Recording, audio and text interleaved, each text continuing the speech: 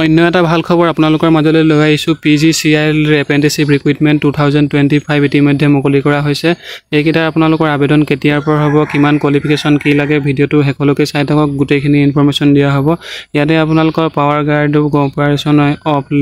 India limited PGCIL চমুকৈ আপোনালোকৰ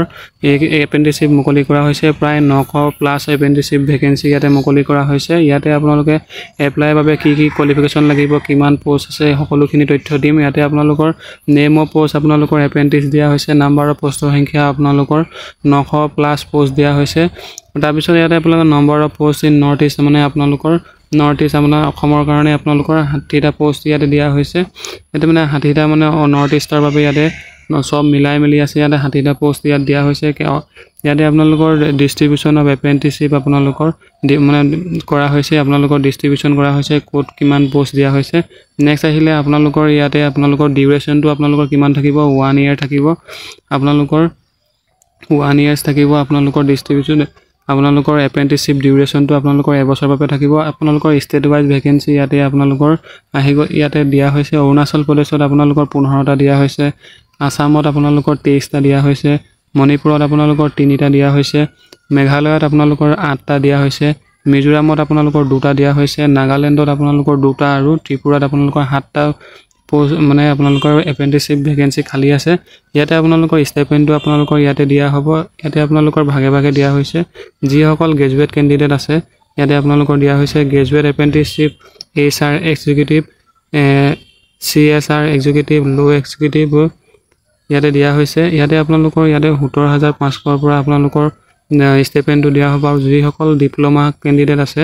diploma apprenticeship কৰিব তেওঁলোকক 15000 পৰ্যন্ত ইয়াতে আপোনালোকৰ ষ্টাইপেণ্ড দিয়া হ'ব এবছৰলৈকে তাৰপিছত ইয়াতে আপোনালোকৰ পেমেণ্ট অন এডিশনেল টু 2500 আপোনালোকৰ in case no company accommodation আপোনালোকৰ ইজ প্ৰভাইড বুলি দিয়া হৈছে নেক্সট আপোনালোকৰ এডুকেশ্যন কোৱালিফিকেশ্যনটো ইয়াতে কিমান হ'ব ইয়াতে দিয়া হৈছে ইয়াতে আপোনালোকৰ এডুকেশ্যন কোৱালিফিকেশ্যনটো আপোনালোকৰ ভাগে ভাগে দিয়া হৈছে ইয়াতে আপোনালোকৰ ডিপ্লোমা যদি হয় আপোনালোকৰ ইলেক্ট্ৰিকেল ইঞ্জিনিয়াৰিং হ'ব লাগিব ডিপ্লোমা সিভিলত আপোনালোকৰ ডিপ্লোমা সিভিল ইঞ্জিনিয়াৰিং হ'ব লাগিব গ্ৰেজুৱেট ইলেক্ট্ৰিকেল আপোনালোকৰ BE BTech BSc engineering and electrical engineering কৰা হ'ব লাগিব গ্ৰেজুৱেট সিভিল আপোনালোকৰ BE BTech BSc